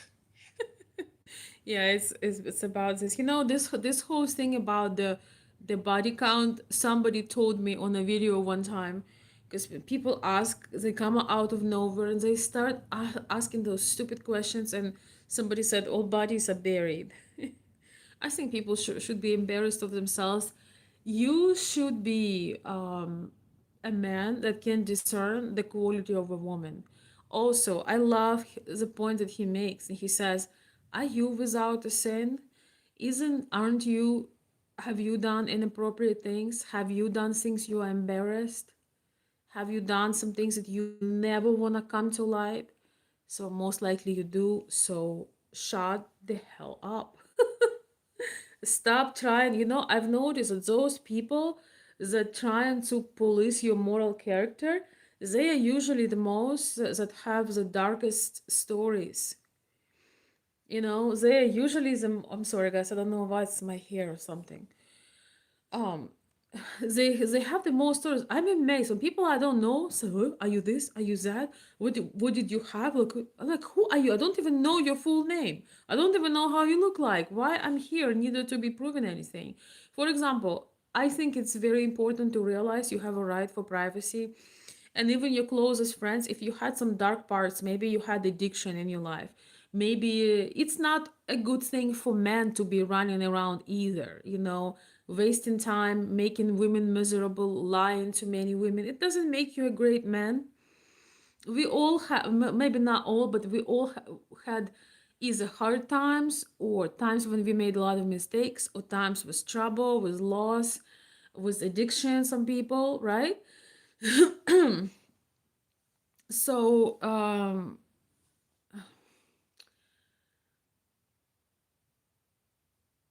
who is without a sin, and who would, if somebody could see your entire life, if somebody could see your weak points, would you like that to be shown on TV? Would you like that to be talked about? So who are you to ask vulnerable questions to people that don't even know you? That's why I cannot watch those shows, those podcasts. They're just too degrading, because it's like there is not a character to look up to. There are men who are just anyway, I don't want to talk about those. Yes, yeah, okay, let's see. Who's your potential romantic partner? Okay, let's see. This is gonna be the last thing, and then we're gonna call it a night. How to get past the body count thing. Okay, let's see. It's gonna be here. Yeah, this whole is so stupid. I've never heard that before. It's like, you should be able to define person's character without asking them embarrassing questions. If you need to ask about someone's count, it means that you have a big problem in your head. If you cannot discern a woman's character without making yourself looking stupid, bad for you. All sorts of women are getting exposed, and it's been a whole mess, to say the least. So I'm going to weigh in on this in the following fashion, and maybe this is a controversial take, but I'm going to go ahead and say it because this is my belief, and I've had some conversations about this with people as of late. I think we need to just stop. In general, I think we just need to stop. But this is an arms race that no one is going to win, guys. This is not good. And I think we've kind of got to get past the body count thing. And I mean it on both directions. Like, All bodies are buried and hidden. All bodies are hidden and buried. And yes, nobody wins in this stupid war. we've got to get past the shaming people for giving a shit about body counts, and we've got to get past the shaming people for having a high body count. Like, I think people have a right to have insecurities about or to Sorry. be judgmental about people's sexual pasts. And people also have a right to be forgiving of it and to let it go and to not have it be relevant. Do you really want to know? Do you really look at your own behavior? Look at your own life. Do you really want all of your sins to be laid bare? Do you really want that? Be honest with yourself. Like, just stop for a second. Are you truly that innocent? Are you that person without sin who can cast the first stone? If you're not, maybe just shut the fuck up. Like, maybe just stop. Like, because it doesn't, really, are you the sum total of your bad decisions? Is the worst moment you had in a relationship indicative of who you are in the totality of relationships? Because if it's not true for you, it might not be true for the person who's your potential romantic partner. Like, listen, I know a lot of people who had very innocent upbringings and very low body counts and got into their relationships, and then ultimately they're like a dog let out of a cage at some point, whether it's 10 years later or 20 years later, and they're just ready to sleep with anything that walks. And I know people that went through it and kind of had a crazy, what you want to call hoe phase or a male slut phase or whatever you want to call it. And they went out and they did their thing, and then they went, yeah, you know what? It's tired, man. Like, it just became a kind of work, and it made me realize that the path to excess leads to the palace of wisdom, and I just don't want that, and now I'm ready to settle down. And I just think the bottom line is there's no one size fits all in any of this, whether for the person who has the body count or the person who's deciding whether or not body count's important to them. But maybe just shut the fuck up and don't ask questions you don't want to know the answer to. Like, it's not really that relevant if a person cheated in the past, if they're not going to cheat on you. What's relevant is, are they going to cheat on you? And I understand that past behavior can be indicative of future performance, but it's not always the case. And I think fundamentally to just say, oh, well, you know, this person has a high body count because of what they did in their 20s or whatever, or their teens, and therefore that's the totality of who they are. Like, I don't believe in that. And by the way, particularly religious people have absolutely no business positing this, because if you believe in redemption and you believe in the concept of like a person having an epiphany and changing dramatically, well, you also have to accept that. You know, you have to accept that's a possibility. So, you know, look, guys, like, there is no shortage of evidence to support the theory that men suck. And there is no shortage of evidence to support the theory that women suck. And there is absolutely an abundance, I can tell you, representing men and representing women, I can make a pretty strong case for how either side is completely to blame. But at the end of the day, like, the truth's at the bottom of a bottomless pit, and do we all just want to chase a rabbit down that pit and never get out and never get anywhere? Or do we just want to put this shit down? Like, I don't think a world where men are flailing is ever a world where women are thriving. And I don't think a world where women are flailing is a world where men are thriving. I think we're stuck with each other. And I think we got to figure this out. But this arms race of like, who's going to win, which team's going to win, great, you won. Now what? Now what? You can be right or you can be happy. Like, I just don't think this is that fucking important, man. Like, narking on each other in this way. I mean, if this was one of your friends, your same gender friend, and they said, yeah, man, you know, like, I ran around with so many women, and now I've met the woman, and I think she's the one, and, you know, I don't want to be judged by what I did in the past. Like, you'd support your friend. You would say to your friend, like, hey, man, you know, like, you're not the sum of your past. Like, yeah, you used to have a drug issue. Now you don't. That doesn't mean that's who you are. It means that's what you did. That was your behavior, but you're better than that. You can be different. You can change. You can be whoever you want to be. You would say that. But if it was your enemy, of course, now you're going to find any excuse as to why they suck. It's all proof of the fact that they suck. So that's how we're treating it now. Men, we're trying to find evidence to support the theory that women suck. Women, you're trying to find evidence to support the theory that men suck. And guess what? You're both going to be successful, and you're both going to be fucking miserable and alone. Or you're going to have each other to sit around and talk about how the other side sucks so much. And if you consider that to be good company, knock yourself out. Like, if this is what you want to do on a Friday night, instead of being out with a member of the opposite sex, having sex or having fun or laughing together, that you'd rather be sitting around looking into a little box, looking at advertisements, having your data sold, and talking about the fact that the other gender sucks. If that's your idea of a fun Friday night, knock yourself the fuck out. Go right ahead. There will be an app for that, I promise. But Personally, I think if I'm given the opportunity to like go to a physical location and interact with other people and try to share some space and some laughs and potentially even some bodily fluids versus being on Reddit, like, yeah, it's not a hard decision for me. You can take Reddit and shove it right up your ass. So I don't really, I think it's absolutely understandable that everybody's so fascinated by this stuff, but it's an arms race that nobody's going to win. This is the doctrine of mutually assured destruction. So you guys go right ahead. This is a race to the bottom. So a lot of people have been talking about in modern day. Oh my god, he's so funny. With your husband. I can't. I can't. When he brought that Reddit stuff, I can't. I'm sorry. It's just hilarious. He usually has such a great comparison. His way of speak. Yeah, he's hilarious, but he's so sharp. And guys, this is how charismatic man looks like. You know, you wouldn't say, he's a seasoned gentleman. You know, he's not necessarily the most handsome guy in the world, but the way he holds himself, the competence, the confidence, he has a professional attire, but the way you just can't stop listening to him.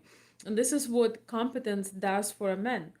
um you his takes are great, they're sharp, and you just can't get enough of it. But he has a lot of humor. He has great comparisons. I need to start writing them down, and I will always credit him, of course.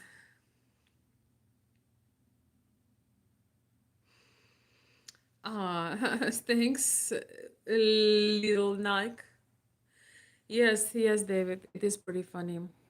What happens when you were not getting what you wanted from a relationship and you had a chance for experience you would never get again? Why are you in a relationship?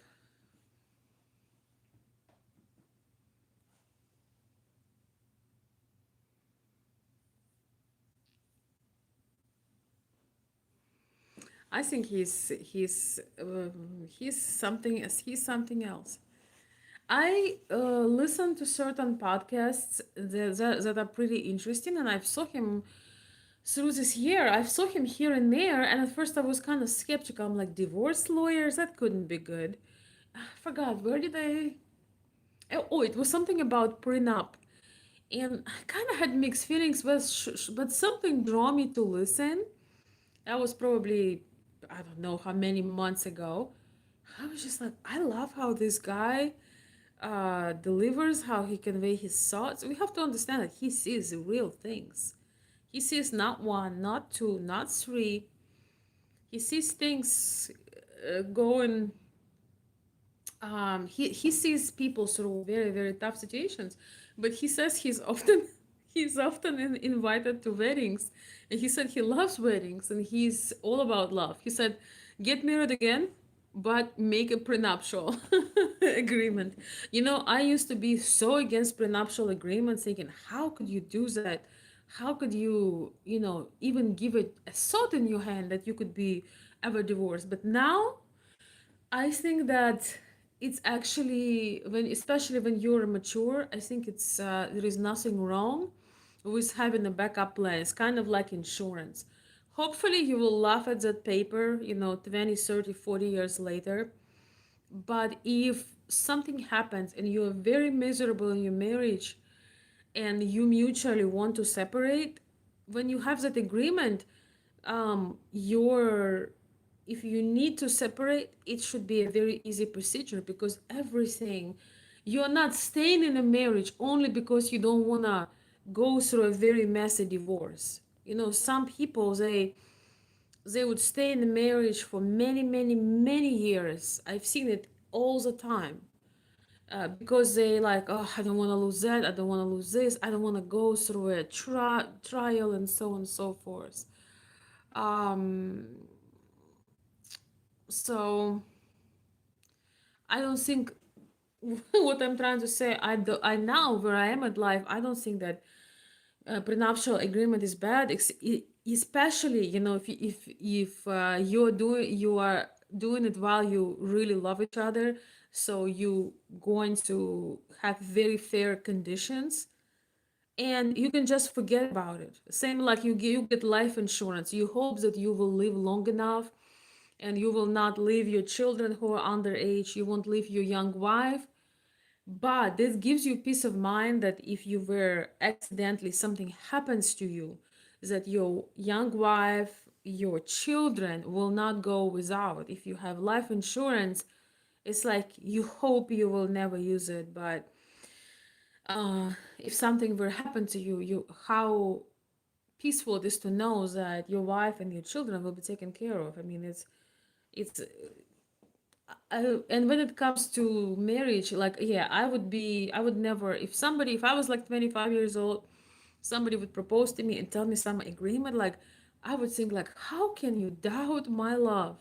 But now, knowing how many things can happen, I think one of the most beautiful things is to make it so easy, so you know that the person is staying with you through thick and thin. They're not afraid to leave because of anything financial. They are willing to try and make it better.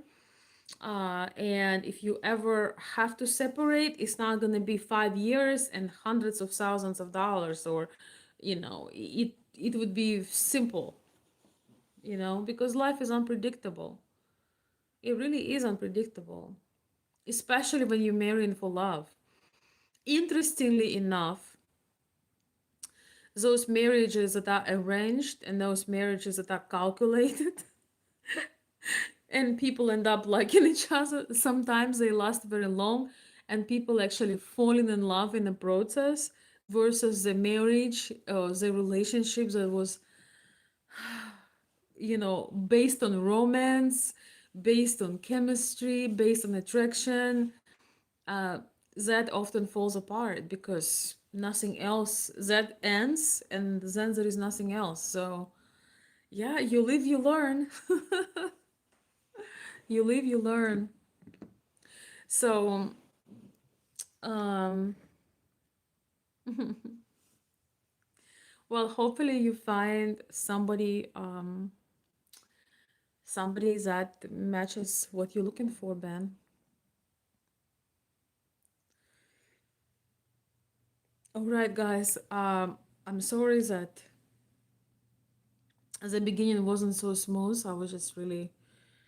I really had some heavy thoughts today, but thank you so much for being with me. I'm gonna make a collection of James Sexton videos, and maybe we can play them on the StreamYard, because he has so much experience. He has been doing this for decades. He seemed to be dealing with high net worth individuals, but his life experience is um, worth of sharing. I really respect his opinion and I love his delivery. As I said, I'm like, wow, talking about charisma.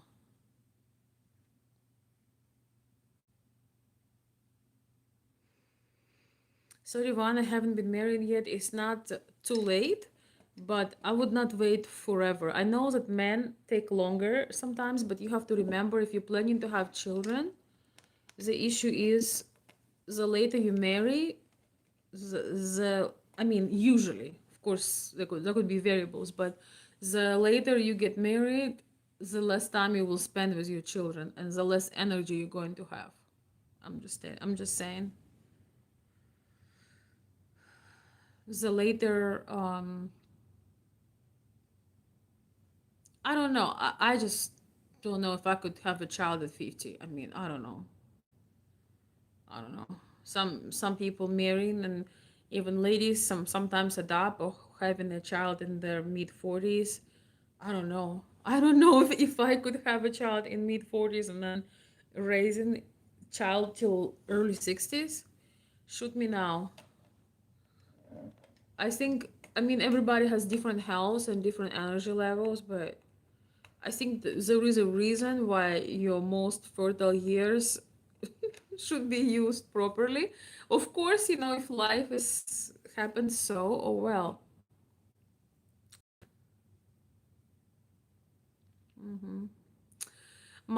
Me too. My parents were together 20 plus years and got divorced. So, well, you know what? I don't think that 20 plus years makes it a failed marriage. You know, sometimes relationships run at circles. You know, you have purpose, you have sometimes it just it just ended. And a lot of people stay for religious reasons, a lot of people stay for guilt, a lot of people stay for so many reasons together. But I think that if you're miserable, the only thing you create is possible cancer. You know, there's no reason to suffer and make another person suffer. Some things could be salvaged, some things could be, you can rekindle the spirit, you know, some things could be revived, sometimes you get a, you can turn a new leaf. But when you know in your heart of hearts that it's irretrievable, when the marriage had been broken, and just cherish those beautiful things you had. I don't consider somebody who've been married for 20 years, if they felt, if that marriage was filled with great moments, with great experiences, with love, sometimes it just wasn't meant to last long, but hopefully it was based on love. You know what I mean? Hopefully there was a lot of love. Hopefully it wasn't the marriage where you just were miserable the whole 20 years. If you had wonderful moments and you just, you know, you were in it was a satisfying, beautiful relationship, I think 20 years is pretty great accomplishment. Again, unless it was just a facade, you know. Hopefully it wasn't. I'm sure it wasn't. Something tells me that it wasn't just a facade. It's just sometimes things run its course. Well, you know, but even if you stay for kids, if you don't hate each other, if you still enjoy your companionship, you enjoy the intimacy, if you enjoy the holidays, if you enjoy warmth, you know, you like, if you enjoy the family, even if your partner is not ideal, you don't have like horrible fights, but you just have this, I think, you know, you're just doing the best of what you have. I have a friend in Florida. She often shares her story. She's quite a bit older than I am, like quite a bit, couple decades. And she's just a person that is full of light. She got married when she was 16 and she divorced when she was 49.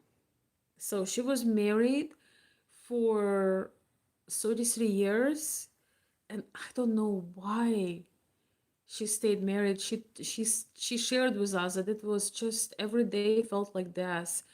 I think maybe it was because she was from a religious family, and she's maybe it's guilt, yeah, because of religiousness. I don't know what it is exactly. Why she stay like, why wait 33 years? I think it was, I don't know. It could be too intimate for her to share, but she shared that she was miserable all these years. But then, but then, something happened that divorce was inevitable. So then on Halloween, she meets this guy, photographer, and they start dating, and she just have the most happy relationship she could ever dream of. She told us that she was like a lion coming out of the cage, and they are married, and they are just.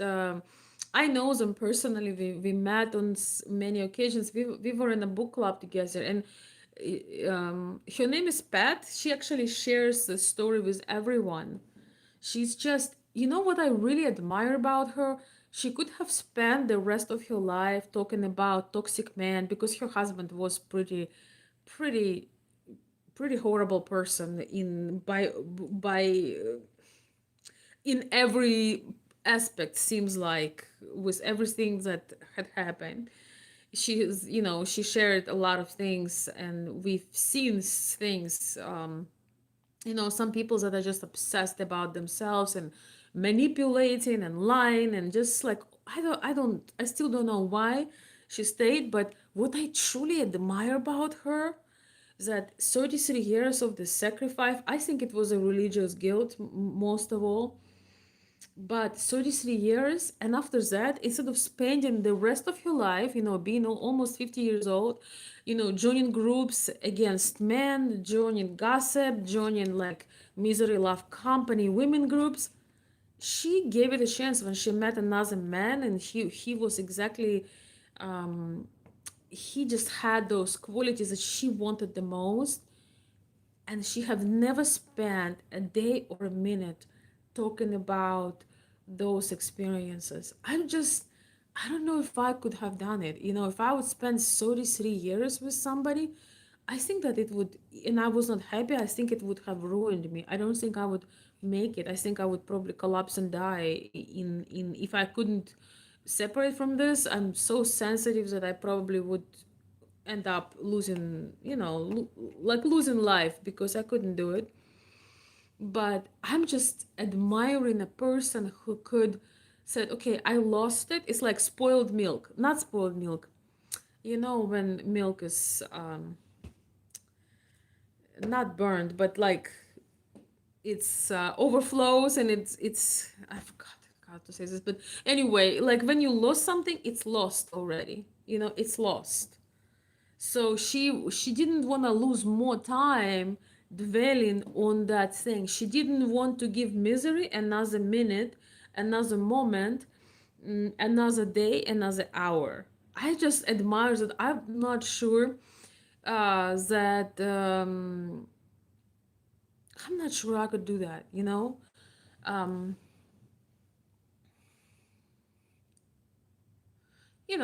milk that, yeah, boiled over, spilled, spilled milk, like it's gone. You can cry about it, but it's spilled, it's gone.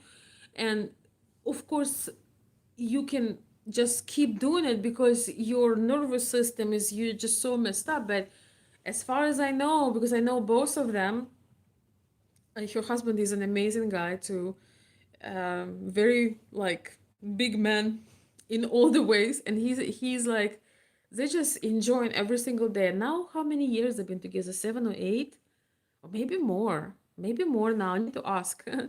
But yes, I just find it so mesmerizing. I don't think that it's even possible to do it, but I think she probably decided, I've already gave so many years, I already cried so many tears, I'm out of the jail, I'm saved, and so I'm going to enjoy every single moment.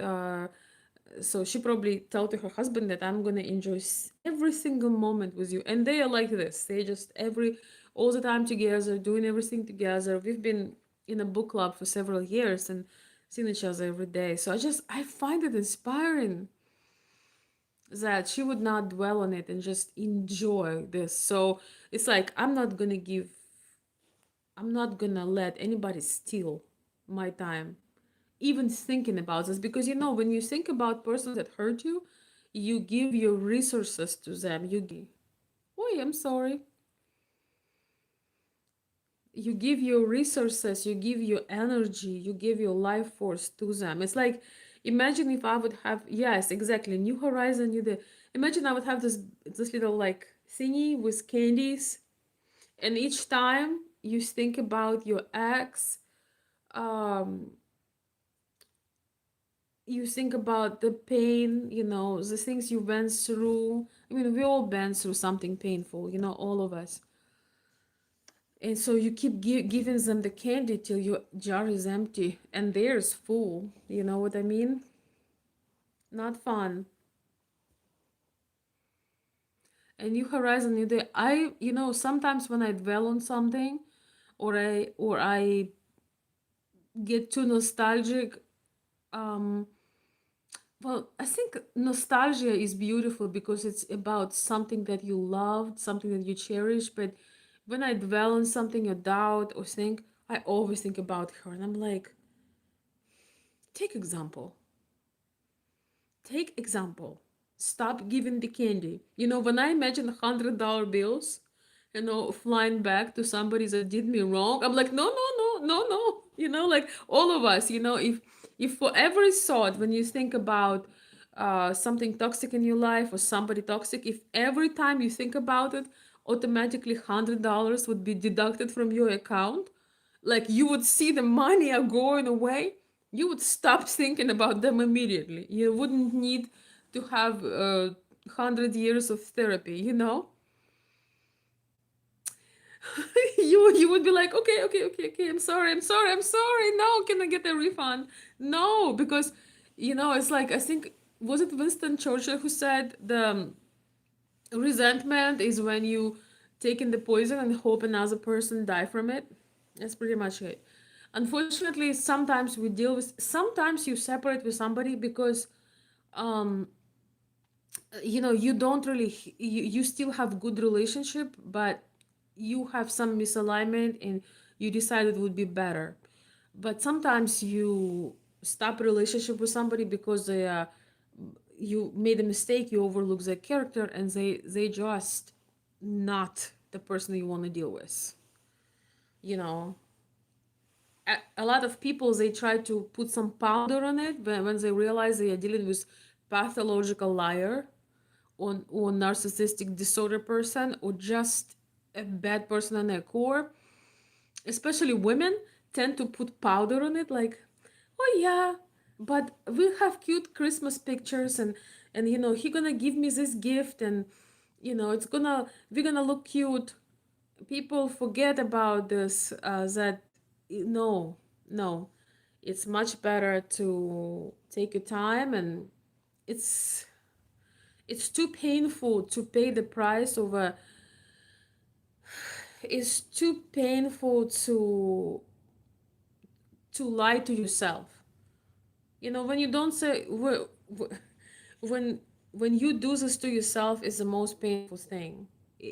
Powdering things doesn't work. It always works against you because you are suffering. Yes, you're gonna look good on Christmas photos, or you're gonna good look good at your friends gathering or Friday night date, but if that comes at the price of your peace, probably not worth it. Ben is saying, you, yes, absolutely know what you are saying. I'm sorry that you do, but that's okay. Life continues. David says, bingo. I don't know what was that, but thank you. Definitely some people you just can't reach. Yeah, well, the thing is,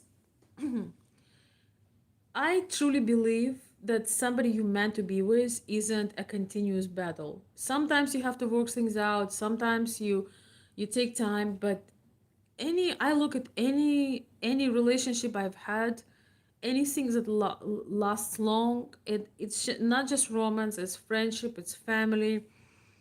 Those people you get along with. Everything is not a battle when you're meant to be for each other. It's just not. Why do we have so many people when it's time for me to leave? Guys, what is going on? You want me to sacrifice my beauty sleep? Be honest.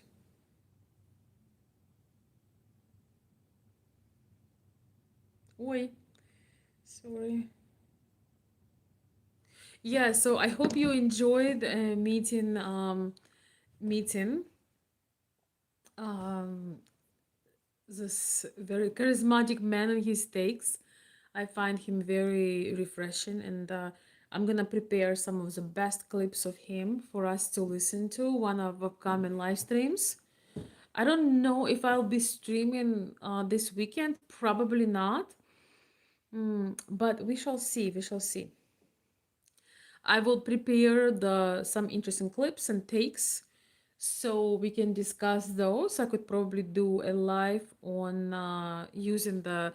I got a professional version of the StreamYard software, so you can play multiple clips, and it would be so much more fun. It would be. I mean, it's fun, and then we have a lot less people. So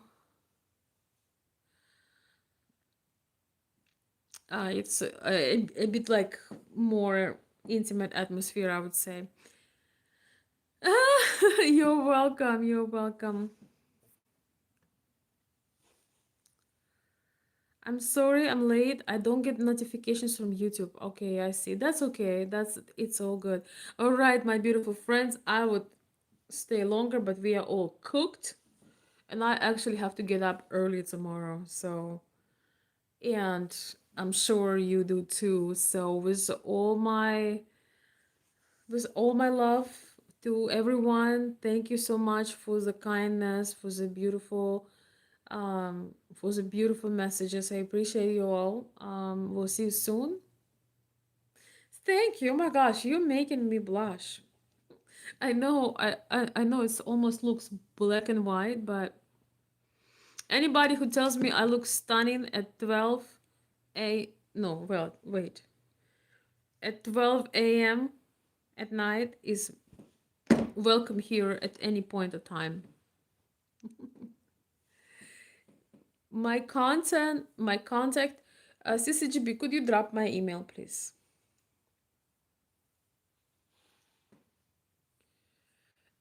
You know what? If you go to description of any video, I fixed my description. There is information. There is bunch of information. Well, I know it got burned, but not at 12 a.m. I could use I could use some compliments that late at night. Because, this is where the pumpkin, no, the carriage turns into a pumpkin. All right. Au revoir, everybody. Good night, and I will see you soon. Thank you for rocking and rolling with me, and I will see you next time. Bye bye. Bye bye, everyone. Have a restful night. Thank you. Good night, everyone. Thank you. Stop making me blush.